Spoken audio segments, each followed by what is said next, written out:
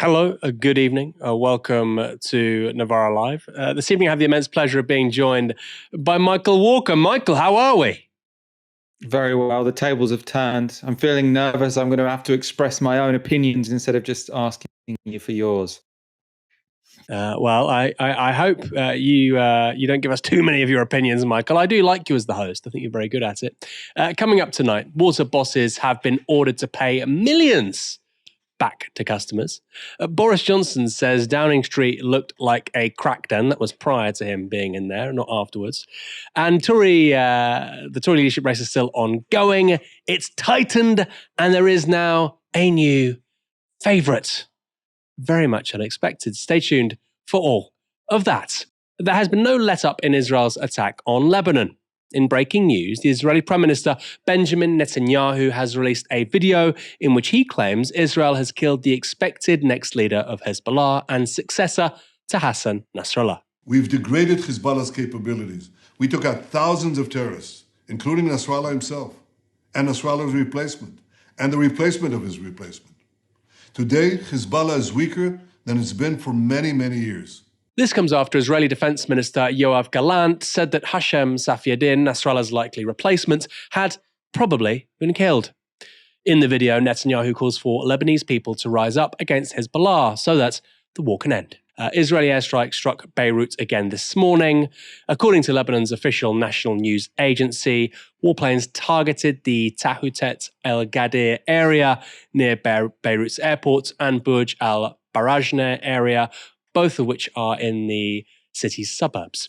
Israeli airstrikes also hit several towns around Tara in southern Lebanon and villages in the east of the country. And Israel has committed thousands more troops to its supposedly limited, localized, and targeted ground raids.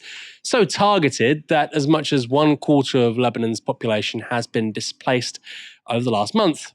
The rapid escalation from 2 divisions to 4 suggests a wider offensive by Israel against Hezbollah, and the number of Israeli troops on the ground is now believed to number 15,000. Also today, Hezbollah rockets hit the port city of Haifa in northern Israel, and most rockets were intercepted by Israel's Iron Dome system, but dozens got through. A woman in her 70s was injured, and homes were damaged, according to Israeli media. You'd heard previously in that video from Netanyahu that he said Israel had degraded Hezbollah's capabilities, but Hezbollah has today also claimed that despite Israeli blows, its military capabilities remain intact, and all its leadership positions have been filled after Israel killed a number of its senior leaders. Hezbollah's deputy leader, Nassim Qassem, said today in a video address, "We are firing hundreds of rockets and dozens of drones. A large number of settlements and cities are under the fire of the resistance." Qassem also endorsed efforts to reach a ceasefire without attaching it to a demand to end the war in Gaza. Most of his speech struck a defiant tone, however. Meanwhile, the carnage in Gaza continues. Medical sources say at least 43 Palestinians in Gaza have been killed by Israel today. 17 were killed at Al-Baraj, a refugee camp in central Gaza. That's according to the Gazan Civil Defense Agency. Palestinians report heavy fighting in northern Gaza, and Israel has ordered yet another wholesale evacuation. Israeli and Hamas forces were reportedly fighting in Jabalia in the north, home to a densely populated urban refugee camp. Michael, the point there made by Netanyahu about not just eliminating the leadership of Hezbollah, but the likely successor and the likely successor to the likely successor. I mean, that's pretty bold, isn't it? And it creates a very different political climate around all of this compared to what we saw in, say, 2006. I mean, militarily, it is, you have to admit, an extraordinary success, right? To take out the leader of and this isn't just any old leader of an organization, right? This is someone who was the founding leader, or almost the founding leader. He's been the leader for 30 years or so. Very much sort of the architect of the organization, talking about Nasrallah now, of course. And then to have taken out, it seems, most of his plausible successors, it's hard to see how that wouldn't be incredibly damaging for any kind of organization. The institutional memory you're going to lose there. Also, you've got to remember, it seems as if Hezbollah doesn't have the best security. It seems like Israel presumably had some people on the inside, but this is going to be the kind of organization where knowledge isn't just sort of shared out willy-nilly, right? So it's not going to be the case that if you're taking over these leadership positions, you can just open a file and it tells you sort of everything you need to know about that role, because these are, it's going to be a secretive organization. It's going to be very difficult to take over and have a clue what's going on, because so much of the knowledge would have been tied up in those individuals, one's got to assume. I suppose the statement that most worries me is sort of Netanyahu saying that the Lebanese people should rise up against Hezbollah, because what it is doing is giving me a lot of memories of the Iraq War. Essentially, there was, from the Americans, from the British, a very successful military campaign. They toppled Saddam sooner than sort of anyone thought. You'll remember sort of Andrew Marr in front of Downing Street saying, even Blair's biggest critics have to accept this is an enormous success, and that Tony Blair has been vindicated. Now, in that week, the media might have been saying Tony Blair is vindicated, but within a year or so, it was clear that Iraq had descended into sectarian chaos, and the bloodshed never really stopped, and the Middle East has been a bit of a mess ever since. So the fact that Israel can take out Hezbollah's leadership, very, very significant, undoubtedly a massive short-term victory for Israel and a massive blow to Hezbollah. What this portends for the region more broadly, and I suppose Israel's longer-term aims, not necessarily Netanyahu, who seems to be addicted to chaos in this moment in time, but the Israeli people, what this will mean for them is less clear. Yeah, I think that's right, Michael. I have to say as well, it's a pretty extraordinary moment for Israel to be fighting on so many different fronts. This is, after all, a country of just 10 million people. The idea that they can prosecute a war in Gaza, in the West Bank, in Lebanon, maybe in Iran as well. Obviously, there are airstrikes in Syria, in Yemen. This doesn't seem operationally possible for such a small country. I think it's kind of delusional to think otherwise. And like you say, Michael, fine. Right now, they're in the driving seat. But the idea that you could occupy southern Lebanon and continue to prosecute that war against multiple sovereign countries. Lebanon's a country of 4 million people, right? Israel, 10 million. Lebanon, 4 million. Gaza and the West Bank, again, 4 or 5 million between them, I think. This is very, very hard to keep up for Israel. And as Keir and Andrea said to you last night, Michael, there are also massive implications for the Israeli economy, which has been suffering to an unprecedented extent over the last 12 months. And it probably can't afford to have another 12 months like the last 12 months, no matter how much of a blank check Washington is writing. And then there were three. Tom Tugendhat is the latest Tory MP to be eliminated from the race to become the next Tory leader, and of course leader of the opposition. That's despite the former reservist having claimed that he'd never failed a mission yet. That leaves James Cleverly, Robert Jenrick and Kemi Badenoch remaining in the race. James Cleverly took the most votes with 39. He's up 18 on the last round, moving him from third to first place. Meanwhile, the previous favourite, Robert Jenrick, came second and was down 2 to 31 MPs, while Kemi Badenoch was just behind with 30 MPs voting for her, up 2 from the last round. That margin between Jenrick and Badenoch is key, however, because tomorrow one more candidate will be eliminated, with the 2 remaining MPs then subsequently put to the Tory membership for a vote. So, it's a good day for James Cleverly, who has clearly benefited from an endorsement last night by Mel Stride MP, the candidate who was knocked out in the previous round of voting when he received 16 votes. With 40 MPs being the threshold to get into the final 2 tomorrow, it looks almost certain that Cleverly is home and dry and he'll be put forward to the membership. Of particular interest is that, according to polling firm Ipsos Mori, Cleverly is regarded by the public as the candidate most likely to become the next MP from the 3 remaining. But that doesn't mean particularly much, because his favourability is minus 18. That's better than Jenrick and Badenoch, as you can see, but it's hardly great. Michael, I want to know your thoughts on this. There's been lots of talk about Labour's struggles, which we'll talk about more in a moment, but it's really striking that the more the public sees of the Tory candidates for the next leader, the less they like them. That image you saw a moment ago, Robert Jenrick, Kemi Badenoch, they're both down 8 points in 1 month. That's not the margin of error. What's going on? As far as I understand, Kemi Badenoch and Jenrick are the ones who are down because they're sort of appealing to the Tory membership by sort of highlighting their extremism, really, which isn't necessarily particularly popular, among the public. I mean, Kemi Badenoch also just doesn't seem to be as competent a politician as some people had assumed.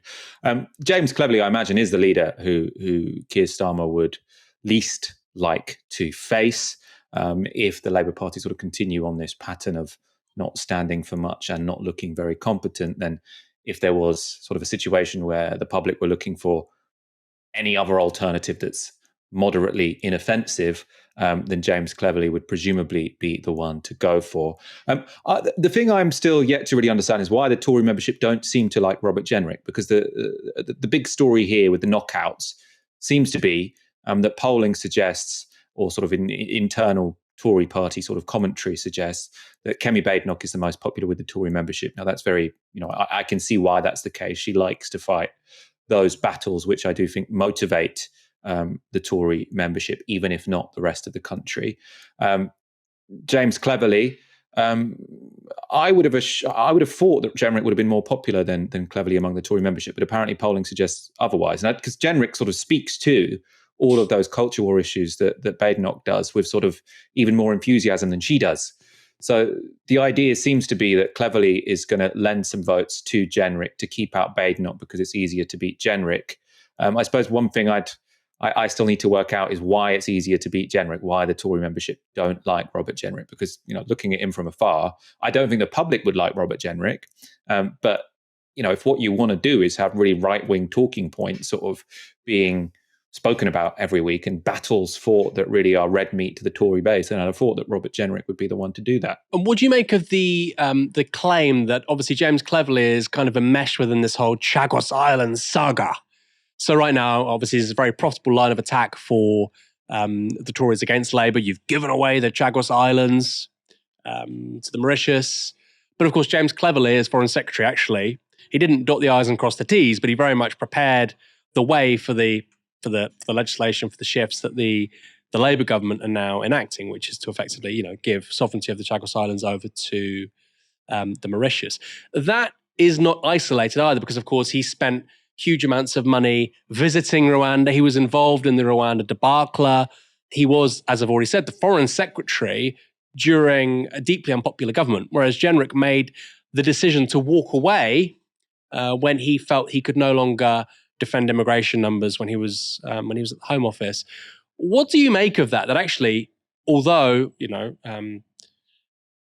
perhaps judging by appearances, Cleverly might be somebody Labour should quote unquote fear, given his intimate relationship with a deeply unsuccessful government under Sunak for multiple years. I mean, that does seem like something of an advantage for Labour. They're saying with a changed government, don't go back to these guys, and Cleverly's very much a ghost from the past, isn't he? Yeah, well, I mean, Cleverly will find it harder to attack Labour on immigration, as you say, on issues such as the Chagos Island, especially on prisoner releases, because he was the Home Secretary before the general election. So there are certain things that Robert Jenrick would hit the Labour Party really hard with that Cleverly won't be able to. Now, the question is whether those really are issues that the public is going to care that much about. I don't think that if Keir Starmer loses the next general election, it's going to have anything to do with the Chagos Islands. To the extent that people talk about the Chagos Islands as a problem for Keir Starmer, or prisoner releases, or I think migration probably will be a bit more significant for them. But these other stories, the problem for Labour is that that's what we're talking about because they haven't offered anything else. I don't think people feel passionately about the Chagos Islands either way. I think they might be somewhat confused that a government that doesn't seem to be doing much, I don't think it is prioritising this, but the Tories are able to give the appearance that the Labour Party is more interested in giving away the Chagos Islands than sort of bread and butter issues at home. I think Robert Jenrick would be able to make a sharper attack on the Labour Party. I think Robert Jenrick would actually much more effectively bring the political centre ground quite significantly to the right in this country.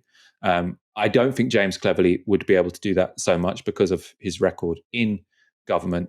So I suppose it's, are the Tories going to be attacking Labour from the centre or from the right? Jenrick will do it from the right. Cleverly will be doing it from the centre. For our sort of political culture, it's probably better that Cleverly wins. For Keir Starmer's personal future, it's probably better that Jenrick does. Interesting. Speaking of Labour, while those vying to replace Rishi Sunak as Tory leader aren't particularly popular with the public, The government is also struggling, you might have noticed. Their polling has been consistently low in recent months, but a new poll published today takes them even lower comparative to the Tories. Anyway, that data is from More in Common, who less than 100 days into Starmer's premiership has the governing party just 1 point ahead of the Tories. More in Common, who are, by the way, moderately favourable to Labour. Please don't say this is GB News or a right-wing attack dog. More in Common are very, very close to Labour. I know them, Luke von Trill. They're very friendly to Labour, dare I say. They have Labour down on 29% and the Tories on 28%. That is the lowest Labour lead that More in Common has recorded since it began looking at voting intention last year.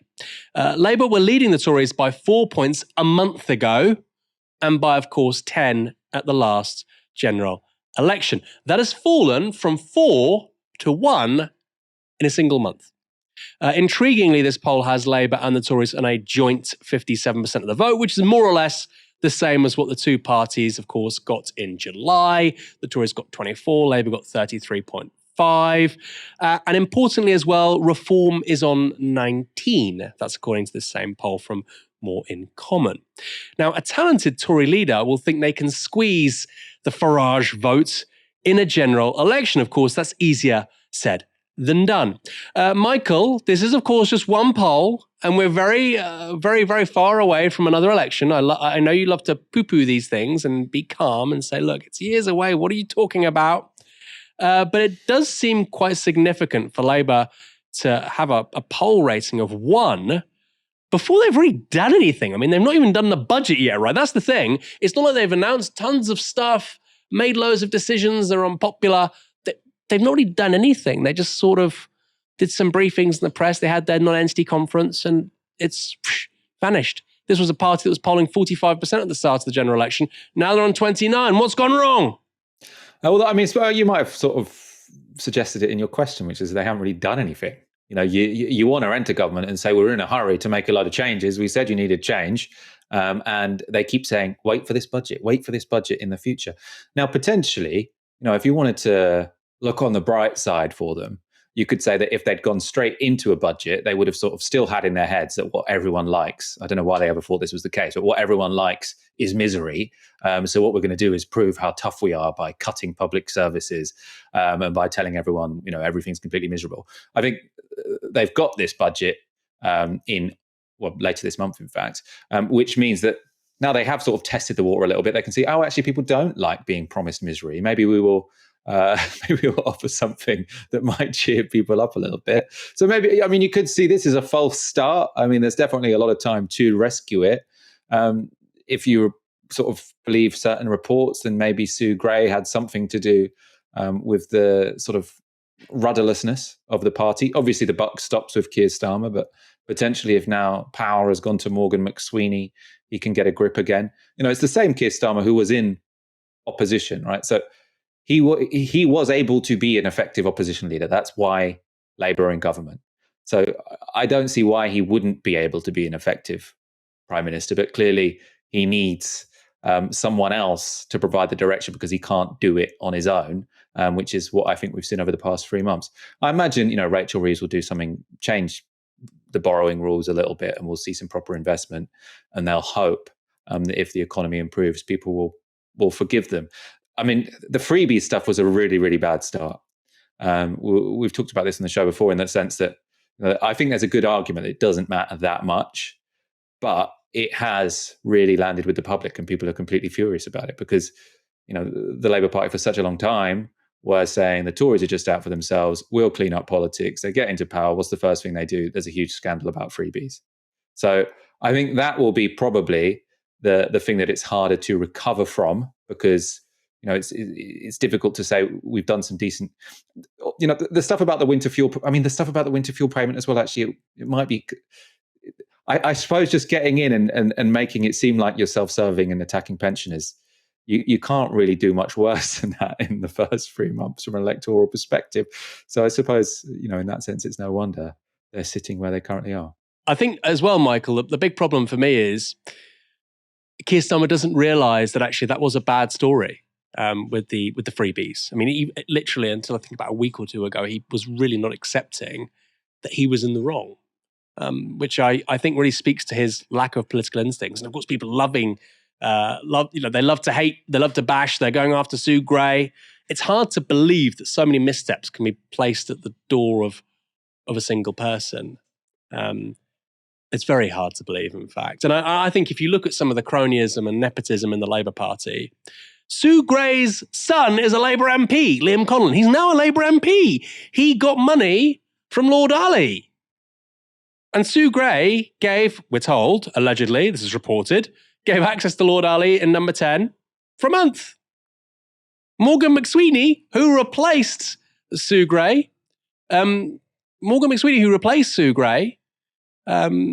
his wife is an MP. So something's gone seriously wrong here. And I think if that was the Tory party doing that, we would be hearing a lot more from the likes of the BBC and The Guardian. Just my 2 bobs worth. The average water bill in England and Wales is around £448 a year. But there's some good news apparently, because the water regulator Ofwat has decided that Britain's water companies will have to return £158 million to customers. Why? Because those very same companies have just recorded the worst year for pollution incidents since 2020. Ofwat found that 9 out of 11 water companies were responsible for more pollution incidents than the year before. South West Water reported the biggest increase. Incidents on their patch were up 80%. United Utilities, which serves North West England, saw a 71% rise. Meanwhile, Northumbrian Water, which serves the North East, was up by 65%. Those abject numbers mean that a target to reduce pollution incidents by 30% by 2025 are close to impossible. These new fines are in addition to another round of sanctions previously imposed by Ofwat, which related to failing sewage treatment works. That saw 3 water companies hit with a combined £168 million penalty. But are all these fines making much of a difference? Here's Ofwat CEO David Black on BBC Radio 4 this morning. We see inconsistent performance across the board in our assessment today, and that underlines the need to see culture change, a sharper focus on performance, alongside a big increase in investment, which will take place from next year. Why are so many water companies not doing a good enough job? In our work with water companies, we continually find that they tend to blame outside causes like the weather, the area that they serve, or even their customers, rather than focusing on the root causes of what's going wrong, innovating, applying new technology, and working to improve their own performance. Something's pretty rotten in this sector, isn't it? Because there's widespread poor performance, as you say.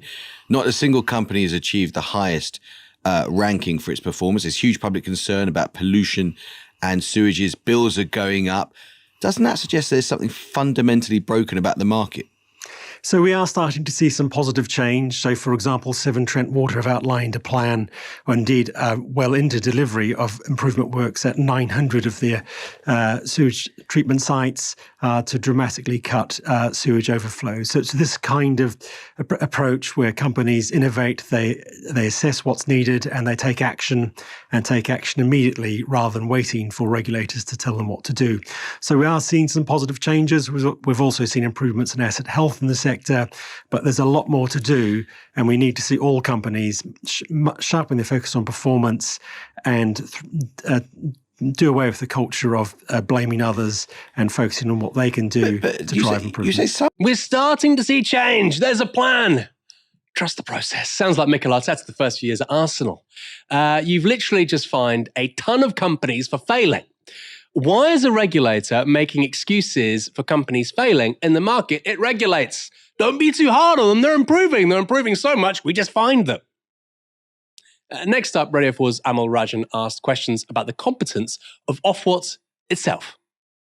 Overall, the amount they've had to pay back to customers has risen this year. There's only been a 2% reduction in pollution incidents, which is measly, to put it mildly, and bills for our listeners are rising. Doesn't that suggest not just that the sector has got something fundamentally rotten about it, but that you as the regulator have been ineffective in improving performance as much as you ought to? So so it's our role as a regulator to hold companies to account, and that's exactly what we're doing here by imposing the £157 million of penalties. We've also but that's gone up year on year. Sorry to interrupt. That's gone up. I mean, if you were doing a good enough job, maybe when they got £114 million worth of fines last year, maybe if they were properly scared of you, they'd have improved their performance. But as it happens, they're having to pay back more, which suggests they've got worse. So yes, that's exactly why we're saying we need to see a change in the culture of the sector, a much sharper focus on performance alongside the increase in investment. So it's clear that more investment is needed. We don't dispute that, and we're pleased to see a trebling of investment. So from the next price review, we're talking about £88 billion of new spending, but this needs to take place alongside a much sharper focus on performance. But with the greatest respect, for the regulator to say we need, I mean, it sounds like bromides, doesn't it? For the regulator to say we need a sharper focus on performance and a change in culture, it's not happening, is it? For years and years and years on this programme, we've heard campaigners, we've heard listeners talk about sewage in their rivers and bills going up. And hearing you as a regulator say we need a sharper focus on performance, it's not happening, is it? Year on year, they're having to pay more and bills are going up. It is for water companies and their boards, they're multi-billion-pound enterprises to turn around their performance. It's our role as a regulator to hold companies to account, and that's exactly what we're doing. We are increasing the level of incentives, so both penalties that companies will face. We're taking enforcement action, and we're also working with companies that are lagging behind to improve their performance. And we know that 4 of these companies have actually moved out of the lagging performance category into the average category. So there are some signs of improvement, but we would agree there's much more that needs to be done, and we will continue to work to drive the sector to perform better. There's much more that needs to be done. This isn't the high performance podcast, okay? We're not talking about Sean Dyche steering Everton away from relegation. We're talking about a national regulator, effectively, in that clip there, letting an entire industry off the hook. We're pleased to see a trebling of investment. We're pleased. You're so pleased you just fined them more than £100 million. And the investment, by the way, is going up because bills are going up. We're paying for it. I'm so pleased you get to pay more bills, by the way. And you know when things are really bad, when corporate types start talking about culture. The culture needs to change. The culture.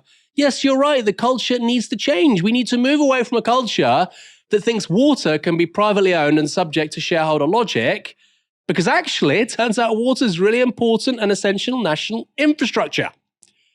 Now, that £157.6 million penalty for underperformance across the sector is dominated by one particular company, our good friends at Thames Water. They received a £56.8 million charge. Chris Weston was appointed chief executive of Thames Water in January, and he took a £195,000 bonus this year, in addition to his £197,000 salary. Quite what for is unclear. We keep on failing at the basics and being fined by the regulator. Here, have another bonus. Maybe he gets a bonus each time they get fined. As Rajan highlighted on Radio 4, today's penalties compare to £177.6 million issued last year, which was later reduced to £114 million. In other words, those fines failed to act as much of a disincentive to bad behaviour because, of course, they've been fined more this time round. And don't be fooled by the headline of customers getting money back from water companies either, because those same companies aren't just going to increase bills next May, they're also arguing for an average increase of £94 to your water bills by 2030 in order to pay for those improvements that gentleman just spoke about, which is about £88 billion. Now, of course, that's much needed investment, which the water industry can't pay for. Why? Because they've frittered away billions of pounds, yes, billions, over the last 30 years. Let's go back again to our good friends at Thames Water, who, as mentioned, saw the largest fine today. They want to increase bills by 60% by 2030. So if you're a Thames Water customer, they want your bills to increase by 60% over the next 4.5 years. Since privatisation, Thames has amassed £15 billion worth of debts and paid out £7 billion in dividends to shareholders. That isn't past tense, by the way. That wasn't something they were doing 15 years ago. Shareholders got a dividend from Thames earlier this year. That came to £158 million. So they paid a dividend this year of £100, £100 million rather, more than they were just fined. Michael, I find this so interesting because, of course, the argument with the regulator is that they can create adequate incentives and disincentives. You like all this public policy stuff. But clearly it hasn't been particularly effective because this year's fine is higher than last year's fine. And also I want to ask you what you thought of the Ofwat CEO and his reply generally to Amal Rajan. Did he impress you? Did he come across as somebody who's really willing to take on the water industry and get good value for the customer? Well, I mean, I think what that interview sort of brought to my mind is just how completely ridiculous this system is that we've got. Like, markets can work, right? Markets can work when you've got competition. So the deregulation of British Airways, for example, no one really suggests we should go back on that, because what happened with the airlines, you did have new entrants enter the market. That did incentivize British Airways, one, to get more efficient, and meant that we had more airlines, just simply more airplanes sort of taking off. It got cheaper. We can all go on holiday for less money. Now, some people might have a climate change complaint about that, but that's a somewhat different issue. Clearly, deregulating the air industry did increase efficiency, it did increase quality, and it did lower prices. Why anyone would think that would work with water, I don't get, right? Because it's very clear with water, there is no competition, right? I can only shop with Thames Water. If Thames Water are offering me a bad service, I can't change to a different water company. So there's no competition whatsoever. So all the benefits one might get from competitive markets, you don't get here, because it is, by definition, a natural monopoly. Now, that's where the regulator comes in, because, you know, Thatcher and the sort of neoliberal ideologues say, okay, that's fine, we get that, we accept that, and we see that this isn't going to be like the airline industry. But what we'll do, we've come up with this fix, which will create a regulator, and the regulator will act as if it were the market. So the regulator tells the water industry, well, I think actually you should be able to do it at this price. I think you should be able to do it at this quality. Now, for one, this is supposed to be, you know, the whole problem that neoliberals have with state planning, which is that they say the decision that the market comes to, or the logic of the market, the efficient market will be more knowledgeable, will be more wise than any central planner. They say because it can sort of absorb more information than any central planner is able to do. But here you've just sort of got this central planner anyway. So what was the point in the privatization if you just the central planner is just one step removed from the government instead of being the government itself?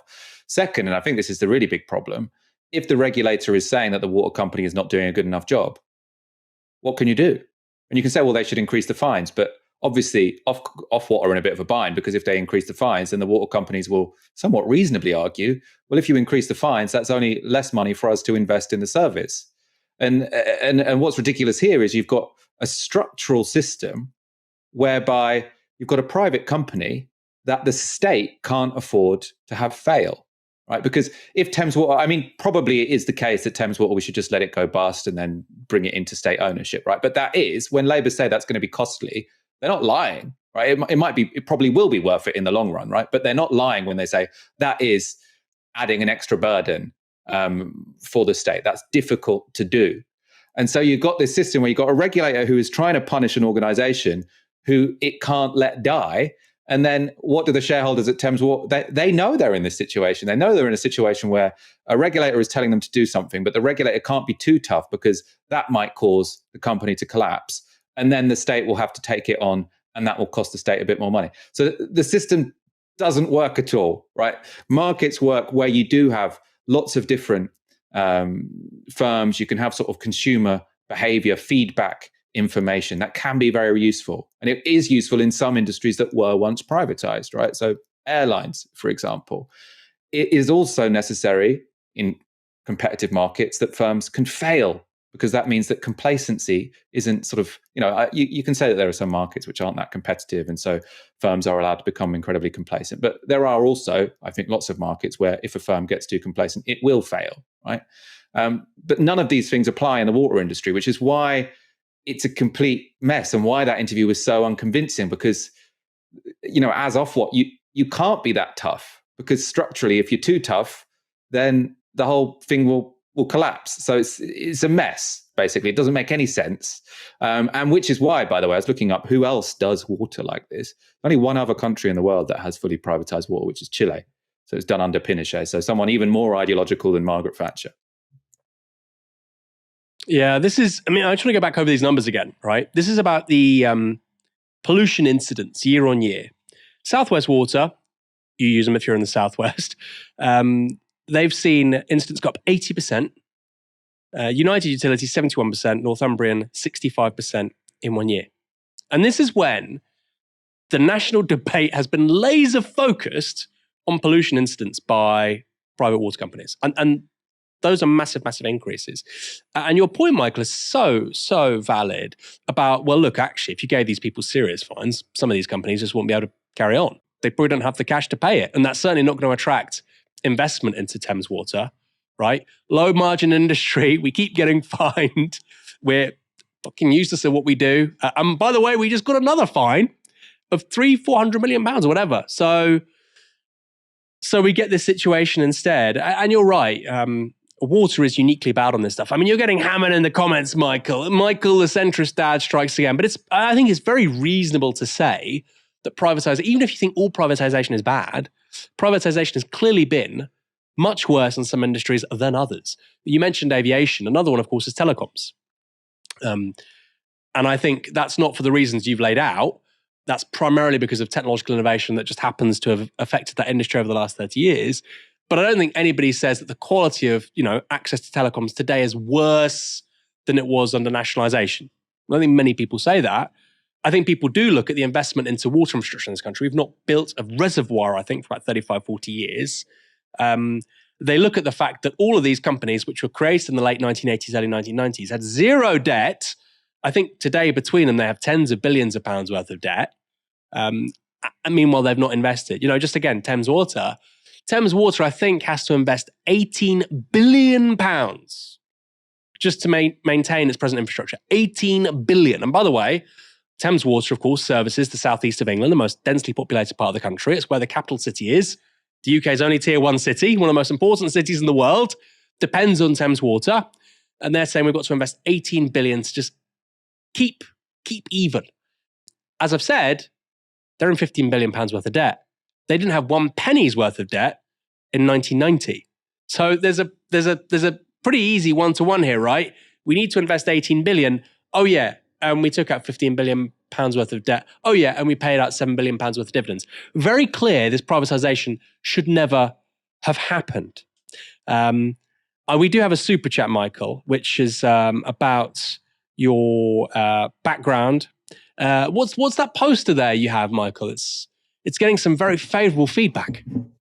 It is. It's my partner's poster. I wasn't at that tour, but it's Fever Ray. She was in The Knife. And this is her tour dates in various fonts.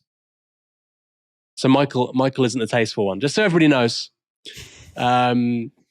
Michael's not the really tasteful one. Everything I own looks like shit, but my partner, Asheen, has very good taste. Where did you get your shirt from last week, by the way? Speaking of taste, where did Friday's shirt? That was also my partner's, as is this. So if I start to look better dressed, that will be why. Michael, are we not paying you enough money to buy your own clothes? That's a different conversation. I'll get Lord Ali on the phone. But for now, I can just wear my partner's stuff. This is actually going to go to the charity shop, so I saved this. See, this is Michael's way of asking for a raise. I should say that everybody here at Novara Media earns the same. We have a 1-to-1 pay ratio. If you like that as a value, by the way, you want to support our work, go to novaramedia.com/support. The link is in the description below. We're trying to build a new media for different politics, even if that means Michael Walker doesn't, get to buy any new shirts. C'est la vie. I quite like the one he wore on Friday, so maybe that's for the best. We are trying to do media differently. We're trying to do news differently. And we've always said, new media for different politics. If you want to shift politics in this country, you have to shift the media first. Former Prime Minister Boris Johnson has appeared on LBC to discuss his new book, Unleashed. A word on Sir Keir Starmer. This is supposedly this forensically skilled barrister, yet he was in receipt of tens of thousands of pounds worth of suits, glasses, outfits for his wife, football tickets. I want you to know, I have no donors paying for my I can see that. suits. This is all spectacles. Who pays for your spectacles? You pay for your spectacles, don't you? Yeah. It's unbelievable. I mean, the guy's he's a silk, right? I mean, he must be worth a bob or two. Why has he got some guy paying for his spectacles? And is it hypocritical? Well, clearly, but it's also the problem with it is that if you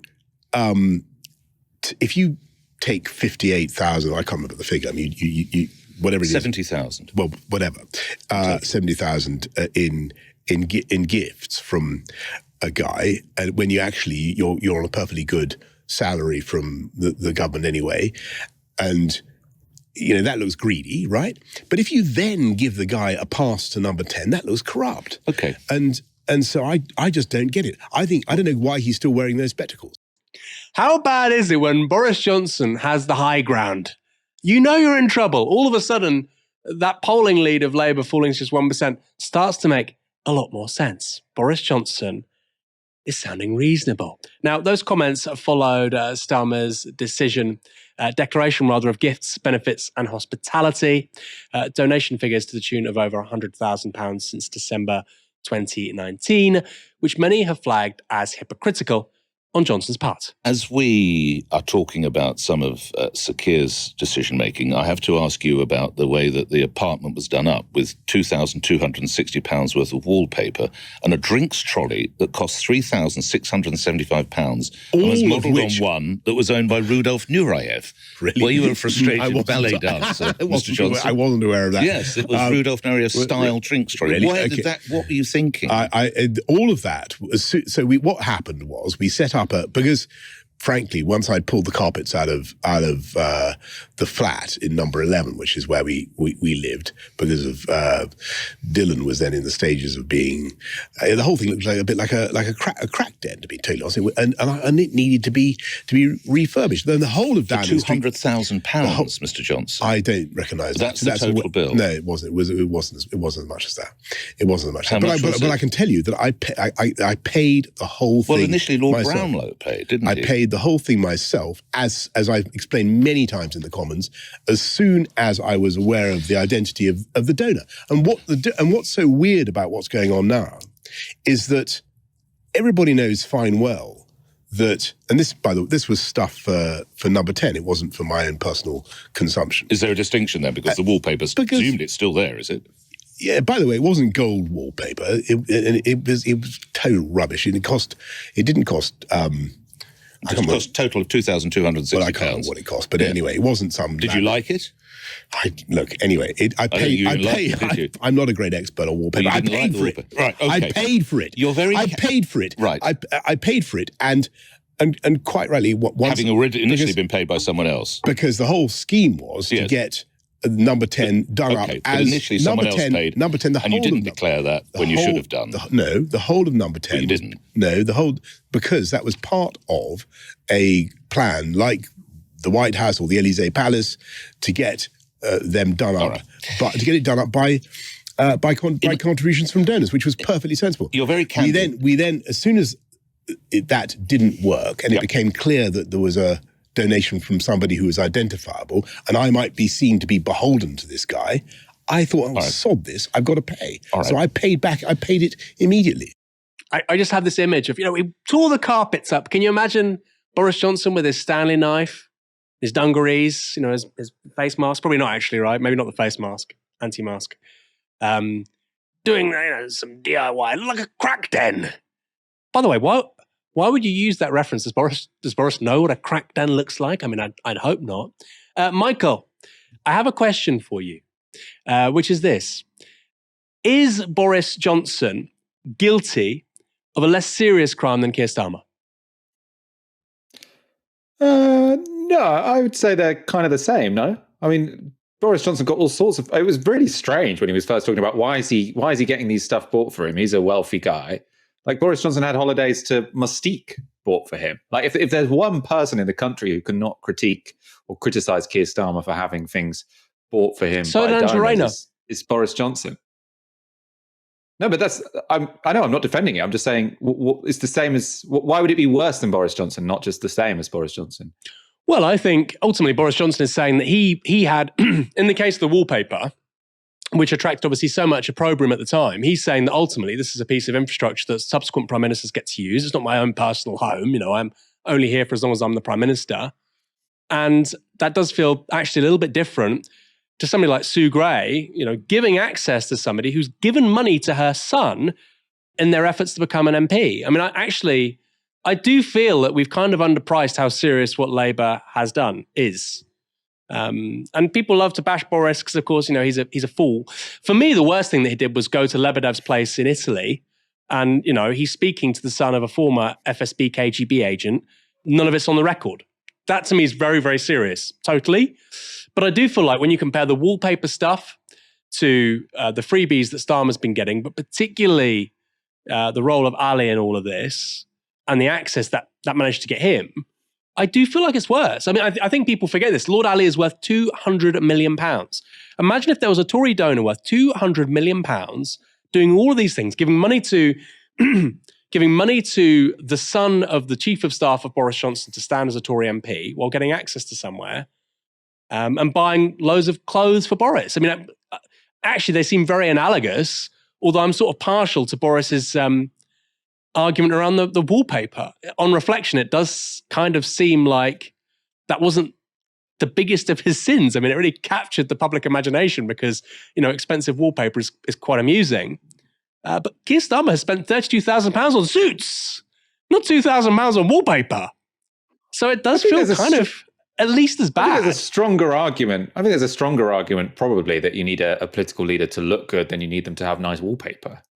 The argument that you've got to appear smart on the world stage. No, I think neither of them should have. I don't think Boris Johnson should have accepted the money for the wallpaper. I don't think Keir Starmer should have accepted the money for the suits and the glasses. But they do seem very much analogous to me. I think it might be a bit of a stretch to say that Keir Starmer's even worse than Boris Johnson. Obviously, you've got this Lord Ali fella getting this access pass, which is very problematic. At the same time, with the Conservatives, you had the VIP lane when it came to PPE. You had Robert Jenrick, wasn't it, sitting next to a property developer at a meal, and then overriding the local authority to give him permission. I think both parties are up to their neck in it, and it would be a bit of a stretch to say that Labour are even worse than the Conservatives. No, I'm not saying that. I think the Tories got 24% because of sleaze, and fundamentally they were a corrupt government. I'm not suggesting that for a moment. But it does feel that particular farrago around Boris Johnson and the Downing Street refurbishment and the wallpaper, I do think that's actually relatively minor compared to what we've seen with, like I say, particularly Lord Ali and Sue Gray. I do think that is really, really bad. I do think that's really, really bad. And then, of course, again, I'll repeat it. Sue Gray's son is now a Labour MP. She was Starmer's chief of staff. The new chief of staff, his wife is a Labour MP. Both of them were funded by Lord Ali. And again, to repeat, the guy's worth £200 million. If you're that wealthy, you don't give something for nothing. There's something in it for you. But you've said they're analogous. I mean, I think actually that's already pretty bad, isn't it? If you're analogous to Boris Johnson, that's pretty bad. I don't think it's a defence of Keir Starmer to say what he's done is analogous to Boris Johnson. Obviously, he spent the past 5 years or so saying how terrible and corrupt Boris Johnson was. Someone was sharing, Tony Blair's got a book out next year on leadership. And I saw a screenshot on Twitter of someone sharing one of his pieces of advice for leaders. And he says, if you're in the opposition, don't make too big a deal out of any kind of sleaze, because the moment you get into government, you're going to realise you've been doing it as well. It's very cynical, but potentially wise advice for a leader of the opposition, unless you're going to be squeaky clean, which, Labour should have been squeaky clean. They weren't. But I think one reason this will be so damaging is because Keir Starmer made it such a sort of centerpiece of his political identity that he was not as corrupt as the other guys. And it seems as if maybe he was. I mean, I guess Blair's correct, but equally, if Starmer hadn't gone all in on sleaze and probity and decency, what else is there? Certainly not policy. Lord Walney, the government's nominally independent anti-extremism advisor, is no longer in post. The Byline Times reported this today. A Home Office spokesperson confirmed that former Labour MP Lord Walney, who was hired by Rishi Sunak to write a report on, quote, domestic extremism, is no longer the government's, quote, independent advisor on political violence and disruption. We need an advisor on disruption. The spokesperson did not confirm when Walney had left his position or whether his exit was voluntary. Now, Lord Walney's real name is John Woodcock. Presumably, he didn't like the ring of Lord Woodcock. He was given a life peerage by Boris Johnson in 2019 for effectively campaigning against Jeremy Corbyn. Then, as the Tory government's anti-extremism advisor, he released a report that, in effect, called for certain pro-Palestine and climate change protest groups to be banned. However, throughout this time, he was also a paid lobbyist for, guess who? The arms trade and fossil fuel companies. Back in March, Novara Media, as well as other independent media outlets, started asking questions about these seemingly glaring conflicts of interest. Walney is an advisor to Ruud Pedersen Public Affairs, another lobbying firm, which acts for Swiss coal mining company Glencore and Enwell Energy, which describes itself as a highly focused oil and gas business. But he also fronted a lobbying group called Purpose Defence Coalition, which has been sponsored by Italian arms giant Leonardo. They've been repeatedly targeted by protesters over links to Israel. And according to Campaign Against Arms Trade, CAAT, the UK granted 26 export licenses to Leonardo for military goods to Israel between 2008 and 2021. Walney is also a former chair of Labour Friends of Israel. In January 2024, Woodcock joined a solidarity mission to Israel with the European Leadership Network, ELNet, which aims to, quote, empower Friends of Israel across Europe. Why not empower people in this country? Just a thought. By the time he published his report, which makes 41 recommendations for cracking down on protest, he couldn't escape conflict of interest questions. Here he is dodging those questions on the Newsagents podcast. But as a perception, John, I mean, you are the former chair of Labour Friends of Israel. Do you not see that, how this is going to come across to supporters of Palestinian liberation? Well, I mean, I don't think I would go into this thinking I was going to make friends with people who were part of that extreme end of the pro-Palestine movement anyway. But I think the public and lawmakers are going to have to look at this report in the round. It's a big report. It's 100,000 words. It's got a lot of. It's got a lot of. Talk us through this. What is the Defence Purpose Coalition? We've been honestly scratching our heads and calling around trying to work out what the Defence Purpose Coalition is or does. You're the current chair of that as well. The Purpose Coalition is an organisation of purpose-led groups, including has been some defence-related companies who value the contribution that they make to the UK economy, and we should all do that. But the point you make about that, look, you know, you are an impartial voice on this. I just think that the perception would be that people would beg to differ, given, you know, you kind of have a role with the defence industry. You have been a part of Labour Friends of Israel. I just think it's worth addressing. Look, everyone comes to particular roles with a particular background, of course. And, you know, my background on this has been very clear. I was a Labour MP. I left the Labour Party during the Jeremy Corbyn era. So all of that is set out as a matter of public record. I hope that people will be able to look at this document. I've put in a great deal of time to it. As I say, it's 100,000 words. It contains 40 recommendations. I think it does quite a detailed sweep of the current situation across the far right and the far left. And I hope people will come to a view as to whether the recommendations that I put forward are... Do you know the government is? Do you know that they're going to take on the 40? I know that they're looking at it carefully. How was this guy an MP for so long? And then when he lost his job as an MP, he became an independent advisor. People say, we need to give MPs more money because then we're going to attract the best of the best. I think, well, maybe that you could say that's an argument for paying them more, because then you don't get people like John Woodcock. I suspect it would just mean more people like John Woodcock paid more money than they deserve. And people like him have only been in politics their entire life. John Woodcock never had a job outside politics. So, of course, it makes sense that once he's no longer an MP, his thing will be to peddle political influence. What else can he sell? Who's going to employ this guy? Right? Who's going to give him a job? He's not going to start anything. Like all of these people, they start, consultancies and lobbyist firms, and they sell access and information and knowledge. Peter Mandelson did it. Jim Murphy did it. Lots of them do it. Chris Grayling was involved in something similar. Why can't they just start a restaurant, start a bookshop? I quite like former French Foreign Secretary Dominique de Villepin. Very handsome man. He started a gallery with his son in Paris. Nice. You've earned loads of money being an MP. Do something like that with your kid. Fun. Michael, did Novara's reporting make a difference and get the scap of Lord Walney? Yes.